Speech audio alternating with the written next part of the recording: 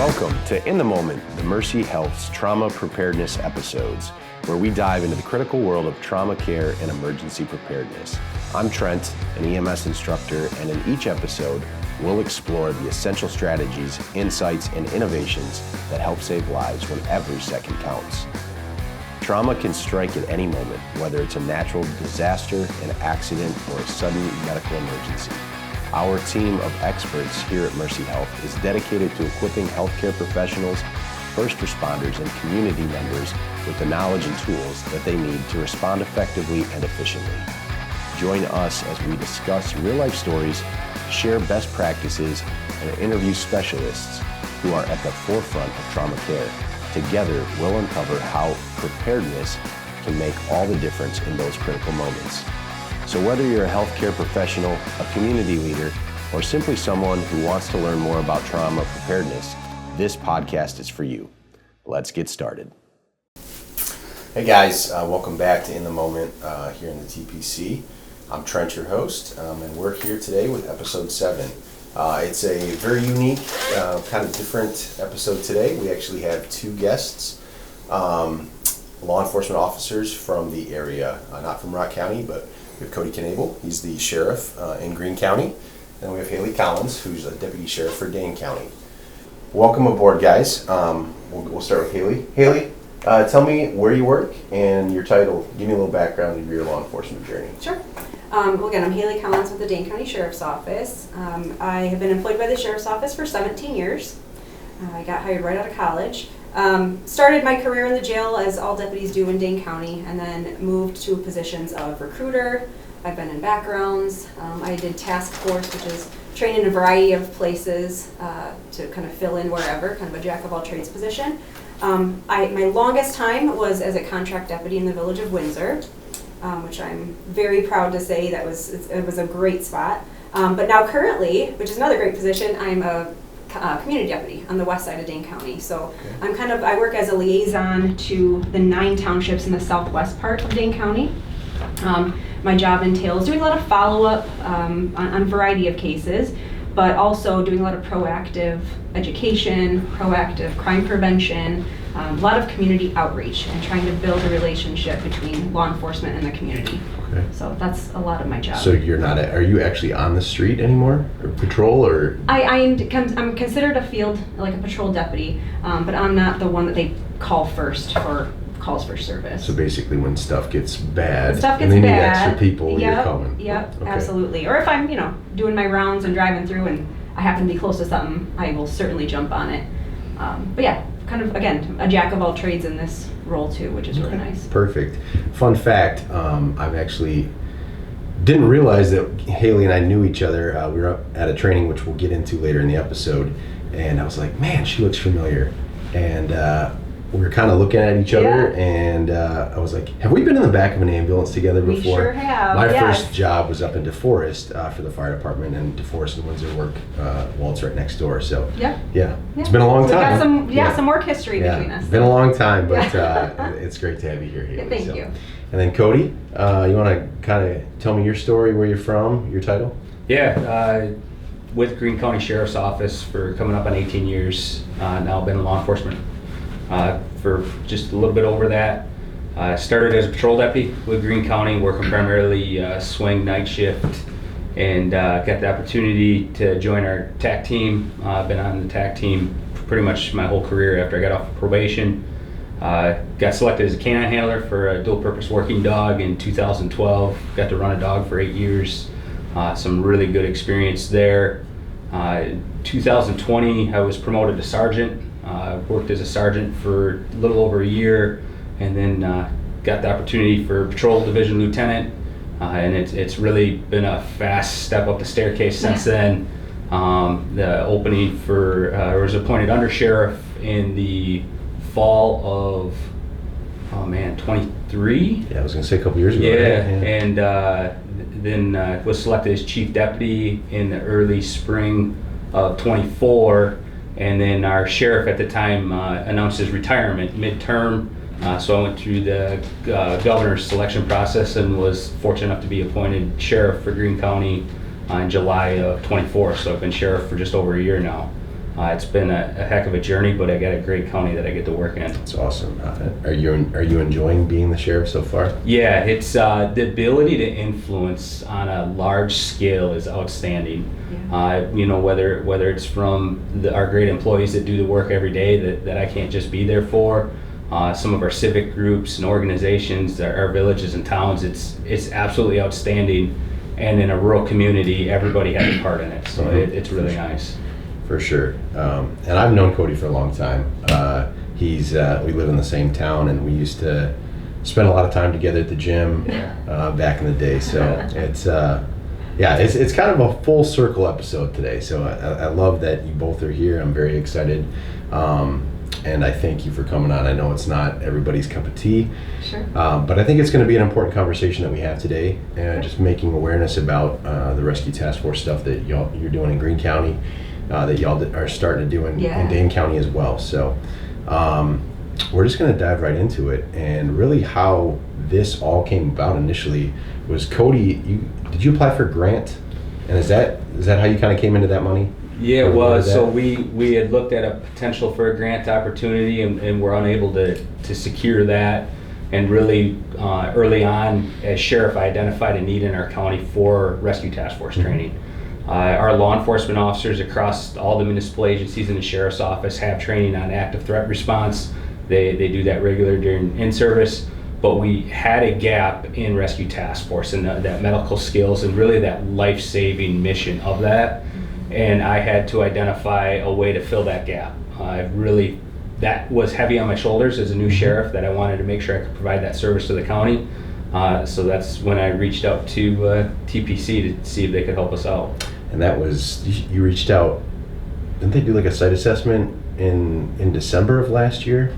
Yeah, so Mike Blazer and I were sharing emails and phone calls back and forth to see how we could work it out, and just mainly to determine the scale.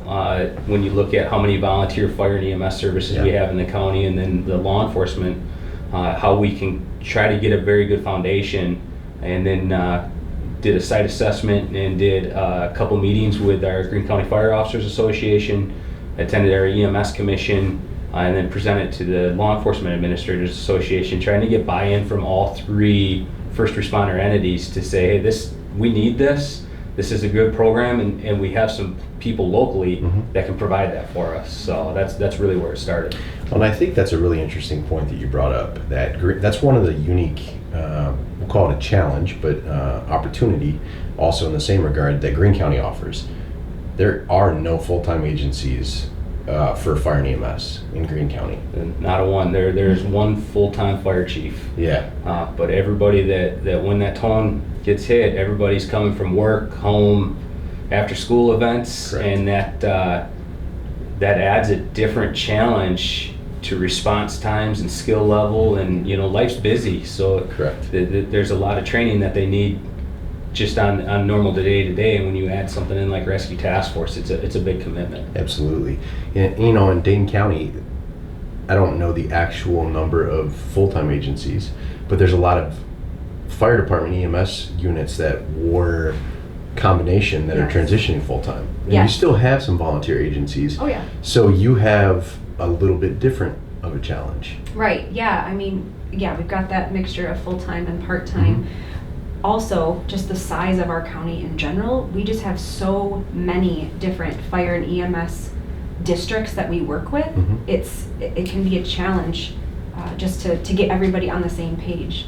And just the number of, let's just say, deputies just from our agency, we're so big to try to get everybody up to speed. Like, that's a challenge all in itself, but we're hoping, again, hopefully in the future we can work and plan out some trainings to get everybody on the same page. But yeah, it is just a matter of trying to work with everyone and understanding, like the sheriff was saying, like you've got volunteers who are coming from all over the place and different skill levels. You've got the full-timers compared to those part-timer volunteers, so it makes it challenging. So in comparison from Dane County to Greene County, how many sworn officers do you have in the? About 450-ish. Okay. What about you guys? If I count my part-time bailiffs, I am only at 40. Okay. Law enforcement sworn. So both ends of the spectrum there, and I think we're realizing that just like I'll give Greene County, I'll give Cody you a tip of the cap, because the ability to get all of your agencies for fire, EMS, and law enforcement on board and trained, and it was probably 4 to 5 months that it took. Yeah, it was 5 locations, so 10 training type dates with 4.5 months. And we were able to get just over 200 people through that training. That's awesome. And yeah. I mean, that's a golf clap. That's amazing to have that happen, especially at an agency the size of Greene County. And I think a lot of people look at the size of Dane County and they're like, oh, they're going to be on the forefront of everything. Yeah. And we've had that conversation, Hayley, where some units in your department, in your organization are getting the RTF training, but not everybody is. And that's something that we've taken away from the training, which we'll get into in a little bit. But I think that's important to bring up, because really what needs to happen is we all need to understand that it's not if, it's when it's going to happen. And we just need to be as prepared as we best can. Yeah, absolutely. So Cody, we're going to kind of dive into what were some of your takeaways initially from like the training that we hosted? Yeah, so that first, earlier this spring when we really started tackling that training, we broke it into a 4-hour skills, and then followed up usually a week and a half to 2 weeks later with a 4-hour scenario with your core group of instructors. And immediately in the skills, we realized that putting people under pressure while applying tourniquets and bandages was definitely a needed skill development, and the proper application to make sure that medical care was not only timely, but was effective. So that was a big takeaway. And then when we had the opportunity to come back in those scenarios, and we work calls every day with our fire and EMS in the county, whether it's a simple lift assist or a major motor vehicle crash, but we very rarely get the opportunity to train together on the same topic in the same facility with the same mission. And what you've seen there is it didn't matter what your shoulder patch said, whether it was Monroe PD or Albany PD, or if it was Judah Fire or New Glarus Fire, everybody was there and they were one team and they did it effective. And I think it really opened up a lot of eyes around the county that we all serve the same people. Correct. And at the end of the day, when somebody calls 911, they just want people there that are competent in their skills. And a lot of people were able to walk away with a better foundation and better confidence that they're ready to serve their communities. And I think that was my huge takeaway from that initial session.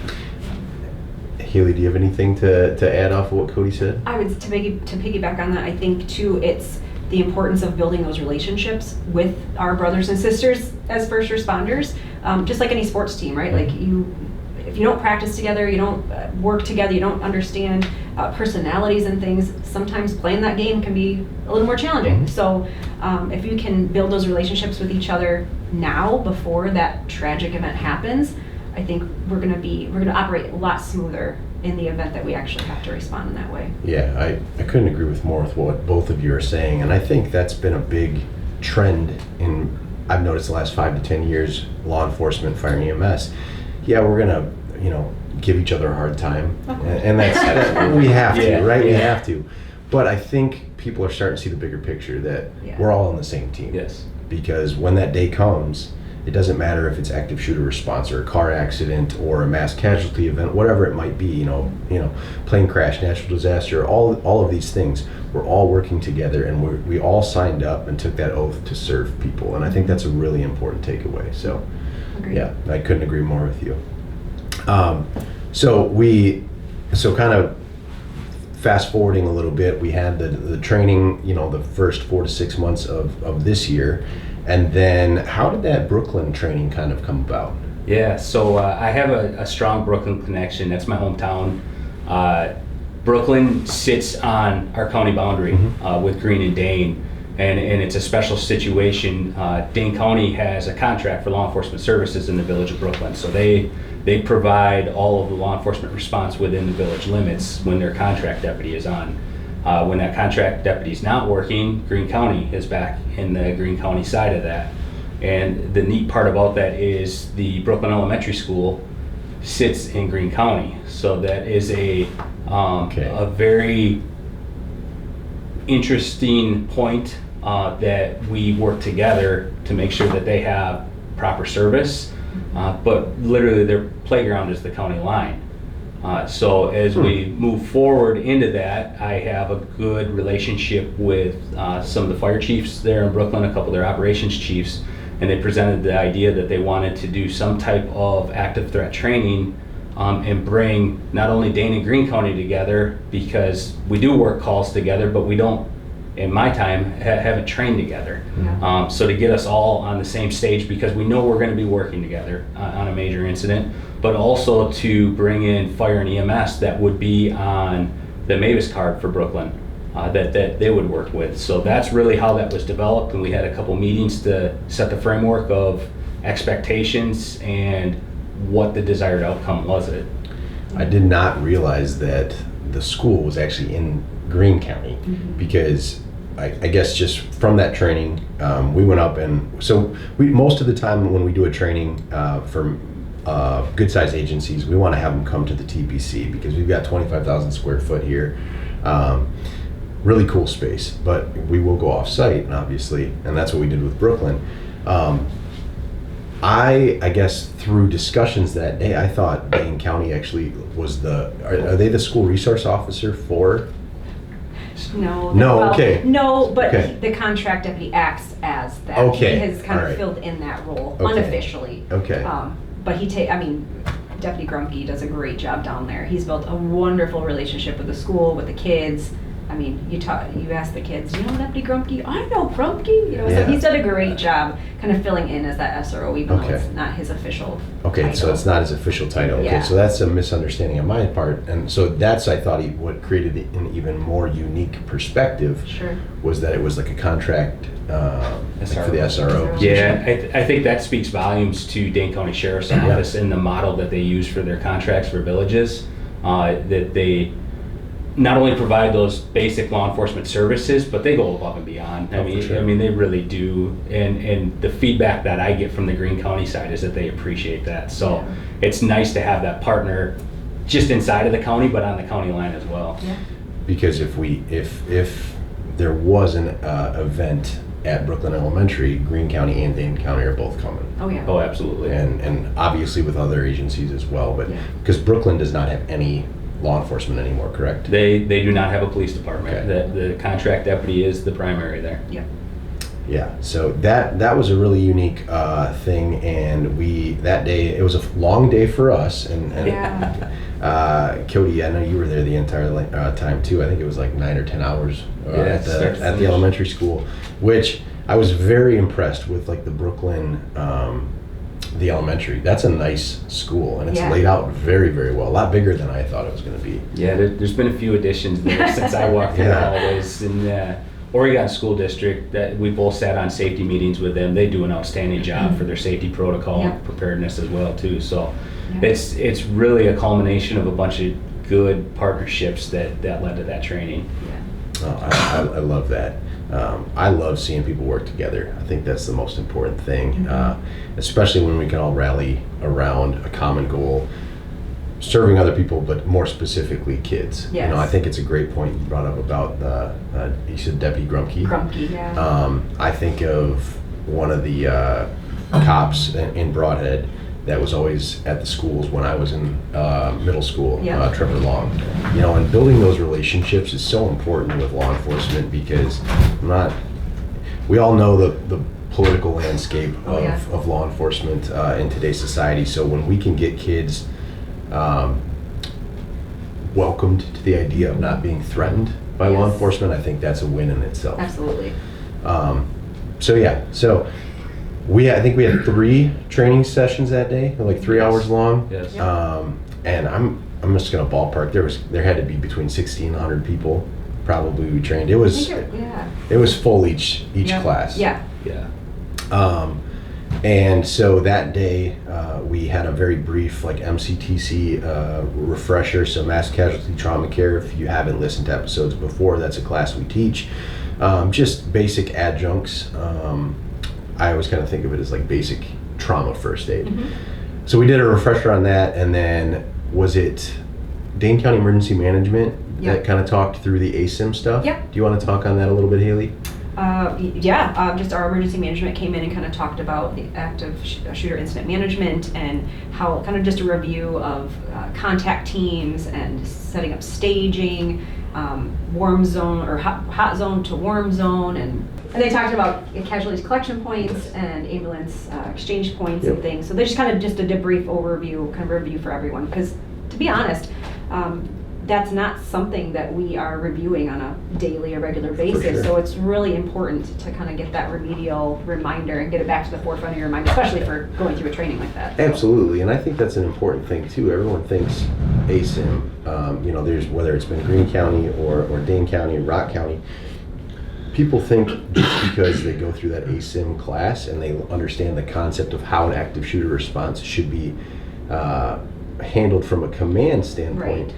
You don't think about the boots on the ground. Right. And that was a major takeaway that you guys learned, right? Oh yeah, absolutely. I mean, again, within our agency, our tactical response team gets a lot of this training, right? But realistically, in the event of a mass casualty or school shooting or something, we're not waiting for our TRT team to come with the Bearcat and all their weapons and tools to go into the school. It's going to be us on patrol. It's going to be our jail diversion deputies who are just out and about checking on residents of our jail. It's going to be civil process. It'll be us who are out and about checking on schools. It's our regular patrol deputies. So it's really important that we also get some of that remedial training on that too. Yeah, I couldn't agree more. And I think that's, one of the things I always take away from when we do a training here, or we go off-site and do it, we expedite that whole process of like, okay, so you're treating everyone's injuries, and but from the time that we start the class to the time that we finish it, it's usually, let's say we've got 4 or 5 casualties in a room. Yep. Everyone's usually treated within 4 to 5 minutes. Yeah. And then it's like, all right, end of scenario. When in all reality, right, you're going to be by yourself for 15 to 20 minutes easy, whether it's Dane County or it's Greene County. Yep. We don't get an end of scenario in real life. Right. Correct. Yeah, Right. That doesn't happen. Right. So I think that was my big takeaway from that training was like, we always tell people if you're standing around, look for work. Because whether it's reassessing people, moving them to like a triage area, like you said, the CCP, the casualty collection point, or if we have a strong hold on that, now we start thinking about securing a hallway for an ambulance exchange point. And we all know that command standpoint from the ASIM, in a perfect world, it's going to happen off-site. But in a real-world setting, like if you hear it, you're going. If you hear it, you're going. You're running it from inside. Right. So I think it's really unique, especially the Brooklyn training, how we were able to incorporate that a little bit and kind of build out a longer scenario. And I think it went really well. Yeah, I agree. I think what I was kind of reflecting on was it was nice to we did those scenarios, 3 times, right? And so it was nice kind of that first time, this is just we're just remembering how this works. We're breaking it down, we're dissecting it. All right, basics. And then the next time we did it, we're gonna add in an additional layer. And then that last one, it's kind of all hands on deck and we're getting the full idea of what this could actually look like. So that was nice to kind of gradually build on it too. It's something that we really try to implement here is that crawl, walk, run mentality. Yes. Start off a little slow, Yep. enhance it a little bit, and then it's full go. And that's one thing that I always try to, from an instructor standpoint, when we are implementing these trainings, it's like, guys, we want you to act like this is the real day, because when that day happens, not if, it's when it happens, you're going to revert back to your lowest level of training. So if you're just going through the motions, not applying things, effectively, not taking it seriously, you're not going to rise to the occasion when that day happens. So I think that's a really important thing, and I'm glad that you both see, a positive from that implementation from us. So,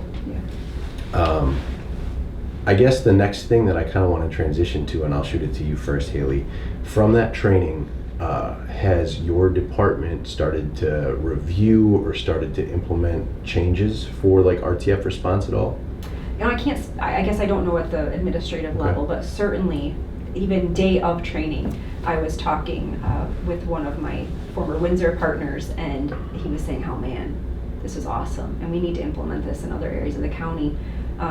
And so I think there are talks, or at least there have been, conversations have been started with emergency management and how could we bring in training, this realistic training. And my understanding is like the fire department and EMS up in that area are willing to do it. Perfect.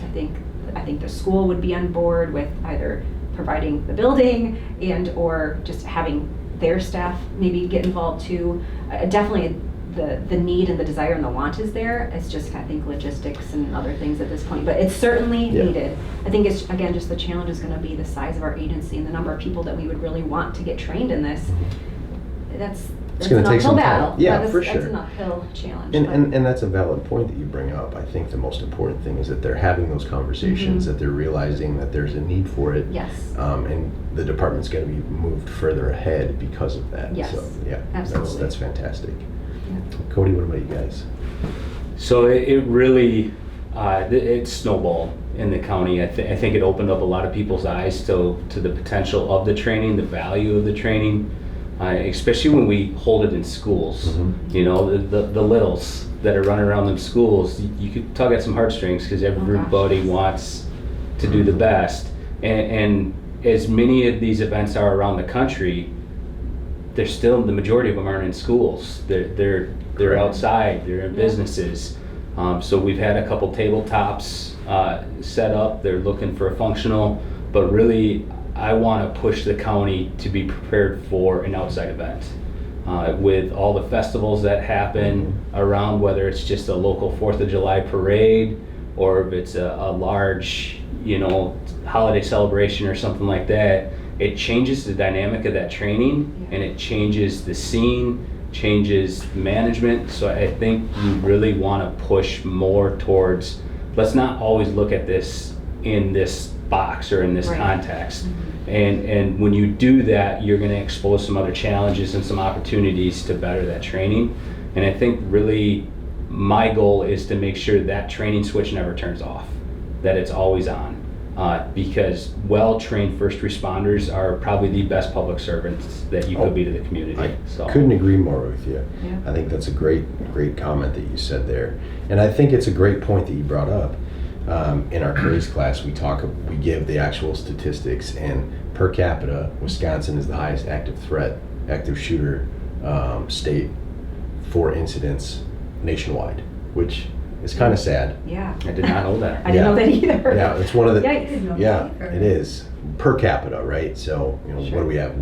5 to 6 million people. I think in the state, right? If I not don't know. more. I know Green County. Yeah. But so that's in our craze presentation, and then we talk about. I think it's a great point that you both brought up about school shootings, right? That's, again, we're not going political, but we understand that there's a certain narrative that's driven with the media when a school shooting happens. Yes. But statistically, that's at the lower end of active shooters. The highest is the workplace. It's like 56%. School shootings, I think, is between 13 and 15%. So yeah, but what do you hear about the most? Yeah. And this is probably 10 years ago now, we had that full scale in Broadhead. Yeah. And we learned a lot from that, but we've never done a full scale at a business. Right. And I think about, before the podcast, we were talking about the Luke Bryan concert in Brooklyn last night. Yeah. I don't know how many people were there, thousands, probably tens of thousands. Between 13 and 15,000, I think is what they were. So from an emergency management standpoint, that offers a whole different level of planning. Absolutely. But what if an event happened there? It'd be mass chaos. Yeah. You put that many people in a 20-acre farm field surrounded by trees and a state highway. It's a different dynamic. It absolutely is. And to sit in on those planning meetings, there was a lot of work done, ahead of time to be prepared. And it was good to see just the emergency management plan separate from the law enforcement plan. Pages of documentation, layered plans, and that's the world we live in, unfortunately. Yeah, it is, and I think you both have hit it on the head. It's not what we signed up for, initially. Like we didn't think that this was going to be at the forefront, and that's a common response we get a lot of the time from first responders when they're like, or first responders are a little more understanding, but like when we have school teachers come in, they're like, well, this isn't what I signed up for. But you're 100% right. But we think about like CPR and first aid. Those are common mainstream practices now. Why should not MCTC or active shooter response be mainstreamed as well? Because unfortunately, it is what we have to deal with now. And to your point, whether it's first responders, teachers, civilians even, if you're trained in it, you're going to be more willing to respond and act and hopefully prevent the bad stuff from happening. Right. So I think that's a great point that you both brought up. So yeah, that's kind of, do you guys have, that's kind of where we're at with the discussion. Do you guys have anything else to add to whether the training that you went through, anything you want to share that your agency is currently working on, anything for the good of the order before we kind of get into the interview, like the asking the questions, the fun stuff? Are we not there yet even? No, we're not there yet. I think for all of us, it's an increase in our situational awareness kind of now all the time. And I know in Dane County, we're really passionate about the school safety stuff, really my partners and I. And we really are we're pushing really hard, actually this in-service. We're talking a lot about school safety and trying to make sure that our entire agency is on board with how a majority of our schools are responding to things like an active threat or other hazards and things within a school. So that's really important to us, making sure everyone understands the verbiage and the lingo and what those responses look like in the school, so that when law enforcement is coming in, we kind of have an idea of what to expect. Really pushing our coworkers to get familiar with the schools and your big businesses and your houses of worship. Again, like you said, these things are happening everywhere. And unfortunately, you talked about people having the CPR and basic first aid. We've been pushing a lot of stop the bleed courses in our area, and making people aware of this. A lot of people's mind automatically think a mass casualty incident, that's the only way or only time this would be applied. Like, no, it can be anytime. It's hunting season right now. What if you accidentally shoot yourself with a crossbow or something, or you're out woodworking, or you have injuries all the time. You're a citizen and you come across a major car crash. If you've got the tools and the training to be able to help render aid, you could be saving lives. So really trying to empower our citizens too, that it doesn't just have to be us, like you're the everyday heroes too. Yeah, absolutely. That's why I said earlier, when we have people come in, it's always for MCTC or craze, right? They're always in the mindset of mass casualty or RTF, classes, whatever we're teaching. But I always try to kind of strike that chord of it's just basic trauma first aid. Because one of the stories we like to tell, and a woman that went through the class last year, her son was shot a deer, was gutting a deer, cut himself with a knife, and she made a makeshift tourniquet that she learned from one of the classes that we taught. Stopped the bleed, got to the hospital, saved his life. Perfect. So, that's exactly what it's about, and I couldn't agree more. And I think especially in those situations of a mass casualty shooting, before we're able to get there, it's going to be those who are on scene who are going to be the ones rendering aid, and so they really need to buy some time before we can get paramedics and EMTs and us there to do the rest of the evaluation, the treatment and assessment, and get them to the hospital. So if civilians can get that extra training, it can be really valuable. Oh, okay. Yes, absolutely. And that's the part that people forget a lot, because like when we do trainings and whatnot, we try to delay the response model a little bit, but we also understand that it's expedited greatly. Sure. Yep. Arterial bleed bleeds out in 3 to 5 minutes. Yeah. So you're 100% correct that if like the teachers or civilians, or whoever it is, if they're on scene first, they're going to be the people that are essentially saving the lives. Yeah. So the more people that we can train, the more people we can get prepared for those situations is going to be the better. Absolutely. Cody? my feedback from the training, you know, what we took forward really from it is speaks volumes to the core instructors here at TPC. The ability to work with Mike Blazer and the team here and to adapt the training to a rural county to meet our needs, but also make sure that they delivered a professional training was outstanding. And we got the feedback immediately, you know, after each of those trainings. But then even as recently, we know the training works. I had a deputy respond to a medical emergency, apply a tourniquet, and save a life just within the past 2 weeks. Nice. I love that. So the reinforcement of those skills, whatever the stage is great.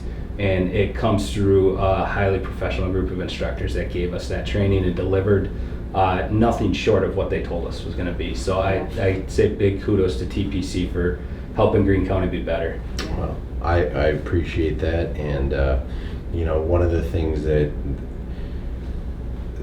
we've got, so there's roughly 10 core instructors that are here. We're adding more people just because we're getting busier, and that's a good thing. Yeah. Wow, that's great. We're 7 of them are retired law enforcement, so you know they're like, oh yeah, we want hours, right? Like they're trying to they're getting that pension check, but they want that extra cash too, you know. But then that's one of the things that, you know, there's only 3 of us that are fire and EMS, and we are still on the job working. So we're starting to pull more instructors, trying to grow it a little bit because we have had a lot of interest. You know, Greene County, Hayley, you talked about Dane County being interested in doing some more training. We're currently training, we just did Rock County Sheriff's, or the RSCO. I think they've got 6 or 8 in-service days. So they go out to the range in the morning, and then they come here for MCTC in the afternoon, and we put them through scenarios. And we got Beloit School District on board with like Craze and MCTC. Janesville School District is going through it. Things that I think were going in the right direction before COVID, and we can all understand how COVID kind of just tanked, tanked everything, and we're finally getting back to that point of being fully prepared. And you know, I think our message here is, we always kind of joke about it on the podcast, that we're sponsored by the word empower. Hayley said it. Yeah. And I'm surprised you didn't say anything. I was just intentfully listening. Maybe you were. I was like, oh, she said it. Empower. Ding, ding. But no, that's really what we try to do here, right? We're Yeah. passionate about trying to make the world a better place, moving whatever agency that we're helping with training, moving that forward, because we understand that it's a little ripple. You know, we throw that pebble out, and that ripple just continues to grow, and it snowballs. I think snowball is a great visual representation of it. And so to hear that you guys both have taken something positive away from this place, just it fully solidifies what we're doing here. So I really appreciate you both saying that. Yeah. So we'll kind of get into some of the fun questions now. These are questions that Jess and I kind of came up with. Let's see, what's the first one we're gonna ask here? Okay, this is a good one. I'll ask you both, but what's one piece of advice you would offer to the public? I said it before, but I stand by it.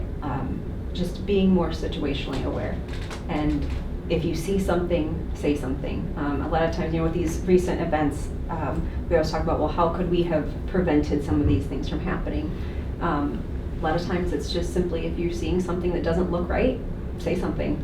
Say something about it. I'm gonna give a shout out to DOJ and their platform of Speak Up, Speak Out. We have had a lot of good success in responding to tips, whether it be people submitting information about a possible school attack, or someone's feeling suicidal, or even, you know, I'm being bullied on the bus, or there's other things going on in a person's life that need to be addressed at the school level or even at law enforcement level. Something like that, where it's a confidential tip line where people can submit information and get it to the right people to investigate it.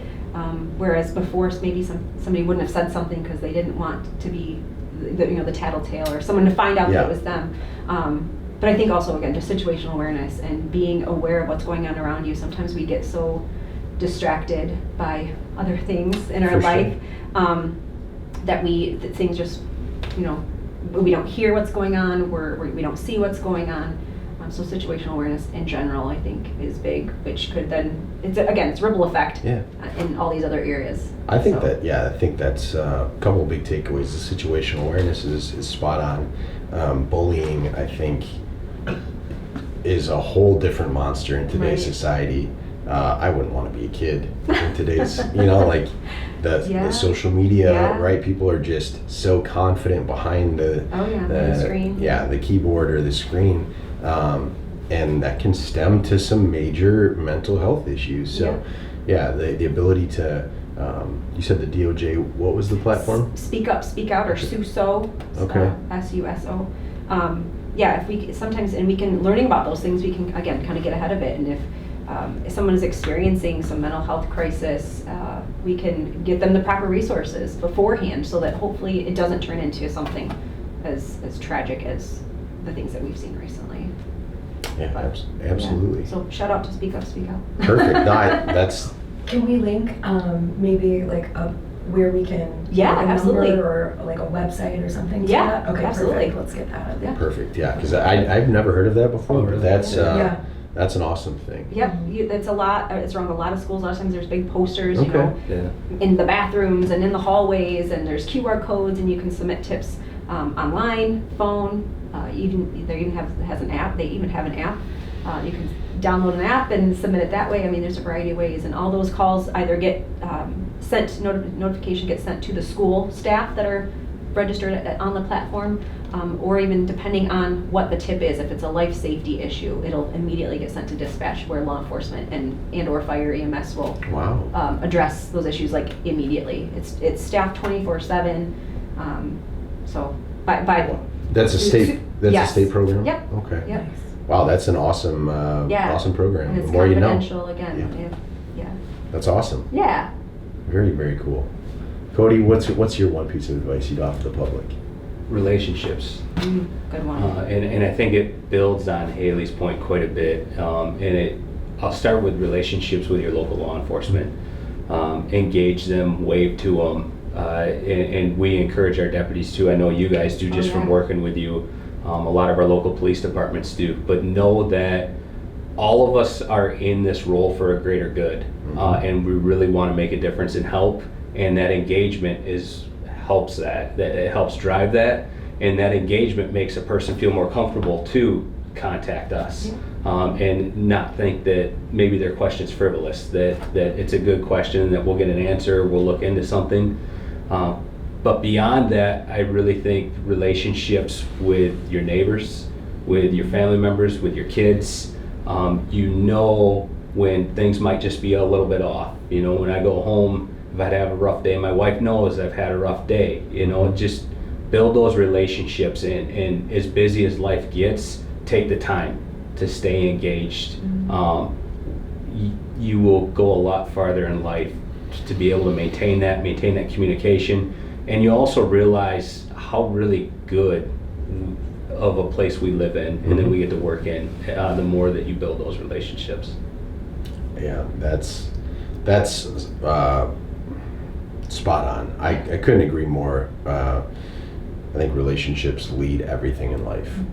I think that's one of the big things that just our country in general could remember is,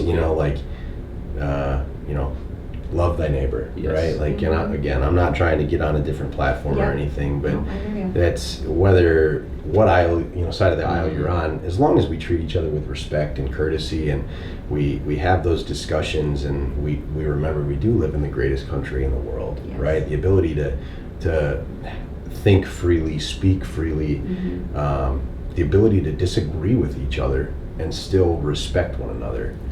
That's a huge takeaway.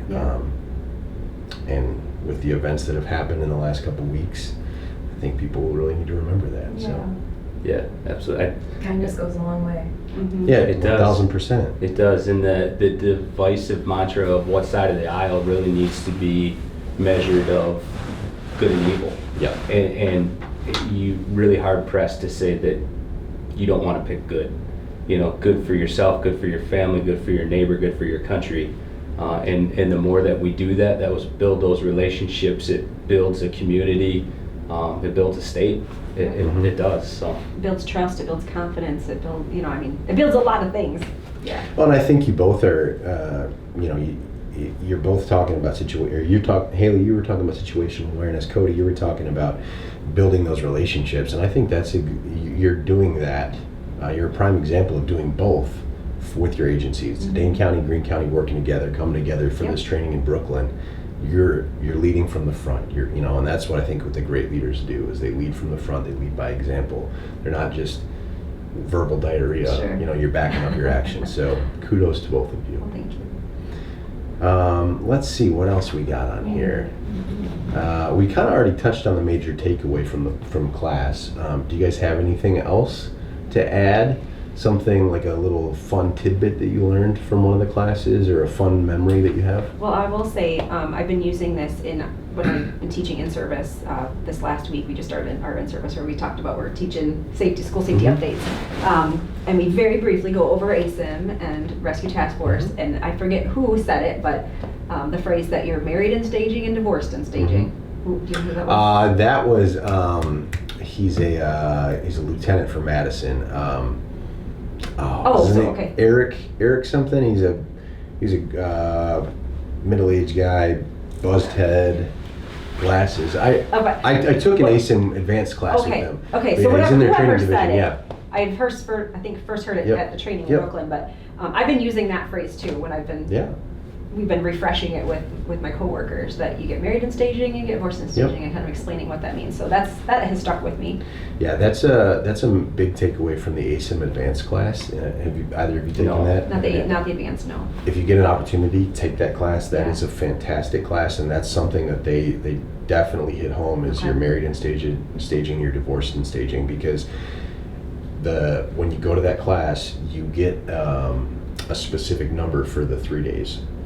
And there's this big screen up top, and you're dispatched real time, and they've got, I'm going to say, 6 different places around. They have staging, they have unified command, they have transport tactical and triage, they have incident command, and these are all big boards, and it's like you're on phones. I mean, it's pretty high tech. Yeah. But then they have an area where you go and you actually play live role playing on the computers. Yeah. And you go through 11 scenarios. So cool. that's where he got that from. Okay. But yeah, I couldn't agree more with Yeah, that. I use that little tidbit. I love that. In service training, so. I love that. Yeah. Cody, do you have a fun tidbit, additional takeaway at all? Collectively, as I got to be present for all of those, you've seen each class was just a little bit different, moldable, and the personalities that come out, and nothing really stands out as beyond what Hayley said, other than what I've realized is fire and EMS are just like cops. They're gear junkies. Right. They want the newest, coolest gear that has really, you guys show up with all your kits. It's like, where do these come from? Why don't we have these? We want these, you price them out. So, Yeah. trying to develop that to satisfy that itch per se.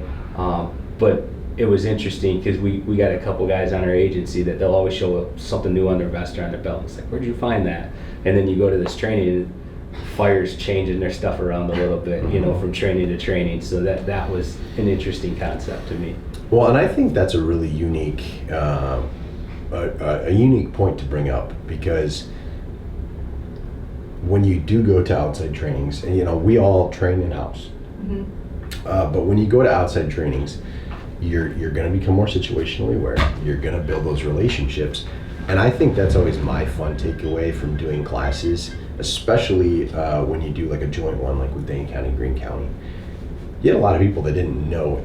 That was the first time meeting. Yeah. Yeah, absolutely. The first couple scenarios, they're like, they're from Dane County. I'm not going to talk Right. right Or, yeah. You know, Greene County. Yeah. Right. You have that Yeah. like fun little kind of division. Yep. But then by the end of the training, everybody's talking, and it doesn't matter if they're a cop, firefighter, EMS. You understand that we're all there for the same mission, and then the fellowship of that is always my fun takeaway. So I think that's a unique thing that would happen in the Brooklyn training. Especially, I think it was the last scenario. It was like I think there was some Oregon, there was a McFarland guy, there was Stoughton, Brooklyn, Evansville. Like, I mean, they were all spread out. They didn't know anybody. No. And then by the end of it, everyone was talking, and people didn't want to leave because they were just talking, having a good conversation, and that's what it's about. So. Yeah. I think the other piece too, I've been thinking about this as well, is seeing how people built their confidence to like take the lead in a lot of those, like that last scenario, like people that maybe before would have been in the background a little bit or let everyone else go ahead. Like they've built their confidence enough that now they're taking the lead and they're, you know, talking on the radio and things like that. So I think that's a big piece too. Heck, I found myself getting a little loud and probably too bossy at some point in the training too. But you know, it's again, your adrenaline's pumping. This is real life, or you're envisioning this as real life. So you want to do it how it's going to be done. And so I wouldn't call it bossy. I'd give yourself some grace. I think it's authoritative, right? Yeah, well, like, thank you. I always say assertive. Assertiveness, right? It's not a it's a democracy until it's not. Then it's a dictatorship. Sure. Like we were doing this yesterday with Rock County. When you're in that CCP and you have everyone treated, you move them to a core, the CCP, everyone's in a common area, and then they're just standing around. And people are looking at each other, well, who's in charge? Who's the room boss? And the one thing I always say is, if you're questioning it, it probably should be you. Yes. Right. And it's one of the big takeaways I noticed at the Brooklyn training. I think it was some Brooklyn EMS people. I think there was one girl that was a paramedic. And everyone was like, well, she's usually in charge. And I was like, well, what if she's not here today? Yeah. And there was an elderly woman, or like a middle-aged, more experienced, I should say. The veteran. Where it kind of clicked, and then she took charge. Nice. So yeah, I think that's a really good point as well. It's fun to see people's confidence grow. Yeah, absolutely. And that's what it's all about, right? If you're confident, you're going to be more likely to respond and to act in those situations. Yeah. Jess, do you have any good questions? No, I'm sorry. I've been like dying. I had like 3 coughing attacks out there. So I apologize that I wasn't in for the whole, but this is like probably the best one we've had so far. Yeah, it's a really good conversation. Yeah. Jess is usually good for like some sort of fun, like chiming in. Oh, like I remember we were doing we did a response, or like we had an episode we talked about the ALCS shooting, and then obviously New Orleans happened right after that as well, and we were talking about it, and Jess goes, "Hey, if you had to go to New Orleans, what would be your one food that you'd eat?" Like came completely out of left field. So she's usually good for something about that. Sorry. But I guess that kind of leads maybe into the last thing that we talk about. Unfortunately, we talk about not if, it's only a matter of when. And there's been 3 active shooter incidents in Dane County in, I think, the last 8 years, right? There's one Paradigm, Paradigm was in like 2018. 18, and then... So yeah, then 2 within a year. Yeah. Within 7 months. So is that kind of... Those events are obviously sparking those individual municipalities to be more prepared. Yeah. But I'm sure it's also sparking Dane County, like the Dane County Sheriff's Department, to be a little more prepared as well. Absolutely, yeah. After those incidents, and even those outside of Wisconsin, the recent school shootings we've had, there's always an immediate, schools and parents specifically, like parents are contacting the school, and then the schools are contacting us, like, what else can we do? How else can we be more prepared?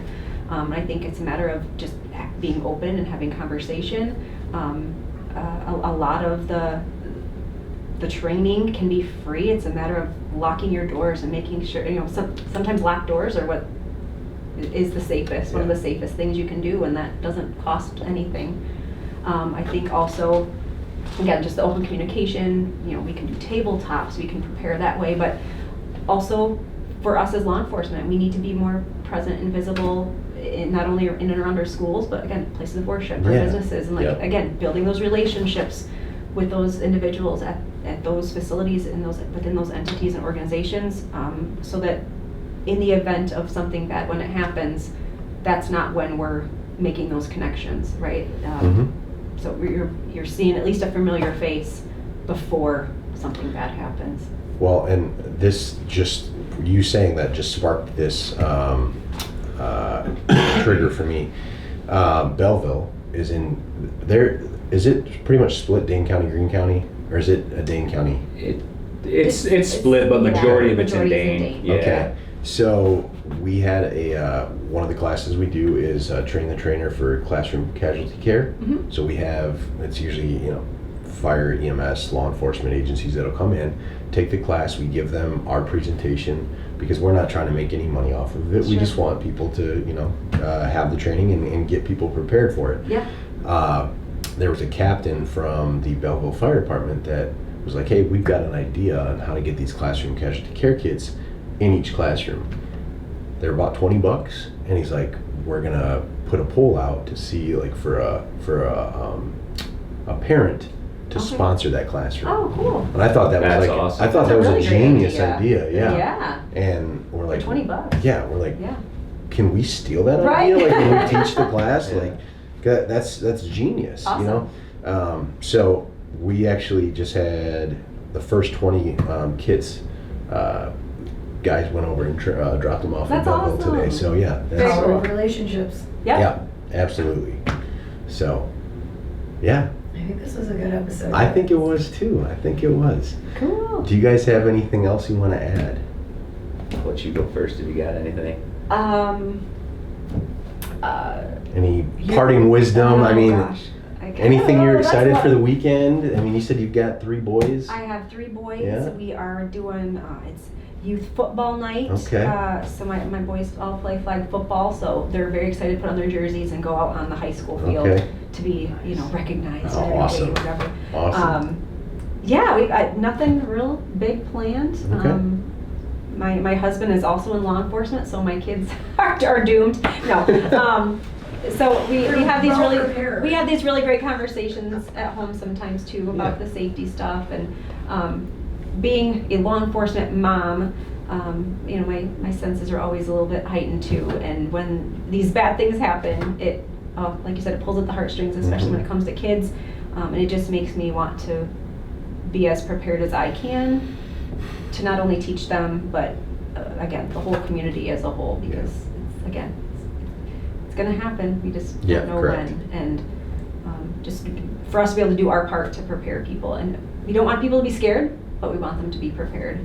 Absolutely. So, and again, these are things, for example, that kids are learning in school as to how to be safe and how to lock down and self-evacuate and all that stuff. Like, these are, again, unfortunately, life skills. Like, as they get older, absolutely, they can be used at the grocery store, at the football game, in the movie theater, at church. I mean, unfortunately, these skills are all-encompassing. Yeah, knowledge is power. Yes.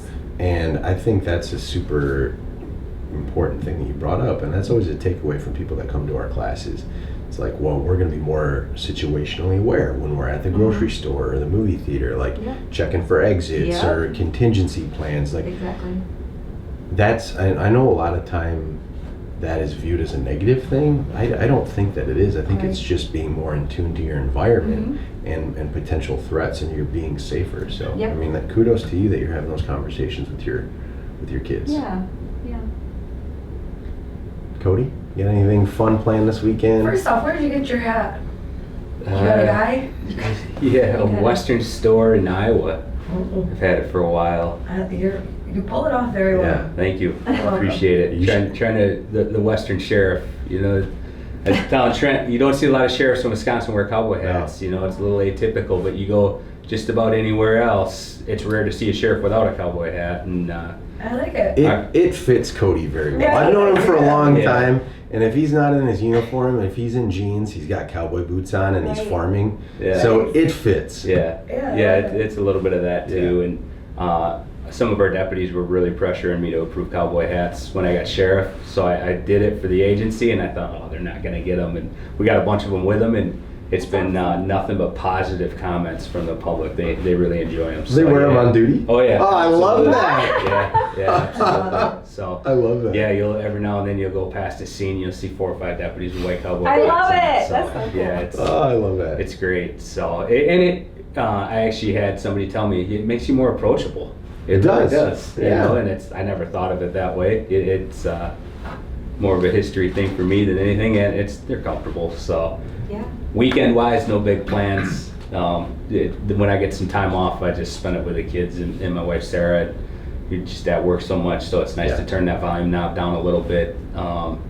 Parting wisdom, I would say, is the resource here with Mercy Trauma Preparedness, and to thank you and the group here, because as we've moved through this conversation, you talk about your impact in Greene County and Dane and in Rock, and to think how many people you have impacted through that service is outstanding. And not to make a dollar, not to make a name, but for the greater good. And that goes a long ways for me personally, because it's nice to see people involved just that want to see better, that want to do better, want to have well-trained. So I cannot thank you guys enough for having that resource close to us. Well, we appreciate it. I'll thank you guys on behalf of everyone that works down here. We have a lot of fun. It's and that's been a fun thing to note. A lot of the guys that work down here are retired JPD guys, and I've known them for a handful of years, and 100% cops, firefighters, we're all the same. We just chose a little bit different route to go about. So it's a lot of fun. We have a really good time down here, and as long as we're making an impact, it makes it all worth it. And where can they learn about our classes? Mercy EMS Train. No, mercyems.org. I always mess this up. mercyems.org. Yeah. It'll be linked down. And if you guys like this content that we're putting out, please subscribe. Cody, do you have a re-election coming up? I do. So all the sheriffs in the state are up for election here in 2026. Okay. So that will be my first election that I have to run through. I'll be honest, I'm not that political, so I'll try to navigate that the best I can, but really I'm just going to go through it through service, and I'm trying to do the best for the county that I can, and there's a lot of things going on, but I look forward to hopefully moving forward as the sheriff for Greene County. So I will, Cody's a little humble. I will say he's doing great things for Greene County, and he's moving it forward the way that he should. So if you're a Greene County listener, make sure you get out and vote in 2026 for Cody, because he's doing great things. He's got that servant leadership mentality, and no different. Hayley, you're doing the same thing with all the things that you're impacting in Dane County as well. So I very much appreciate you guys coming on. I think, like Jess said, this is one of the better episodes we've done. You guys were very well spoken, and I think we had a great conversation. I do too. So hopefully Thanks for asking. Yeah, of course. Well, thank you. There's a lot of times where we've asked people to come on and they're very hesitant and timid to come on. So I appreciate that your leadership was willing to allow you to come on. I can't really thank your leadership, because you're kind of the boss. He is the leadership. Yeah. But no, I think that speaks to both of your agencies, that you're willing to get your message out there, show that you're moving your departments forward, that you're leading with servant leadership, and you just treat people with kindness, respect.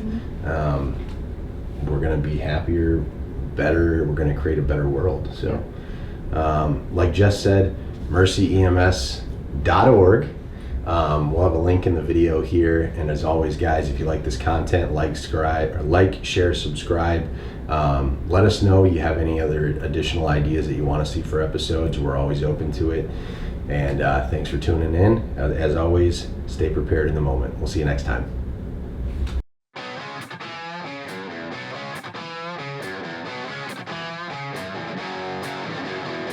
Thank you for tuning into In the Moment with TPC. We hope today's episode left you feeling informed and inspired to take proactive steps in trauma care, preparedness, and resilience. Remember, every moment matters, and the knowledge we share today could make all the difference tomorrow. If you found this episode helpful, don't forget to subscribe, leave us a review, and share it with others who might benefit. For more resources and updates, visit us at mercyems.org. Until next time, stay safe, stay prepared, and as always, stay in the moment.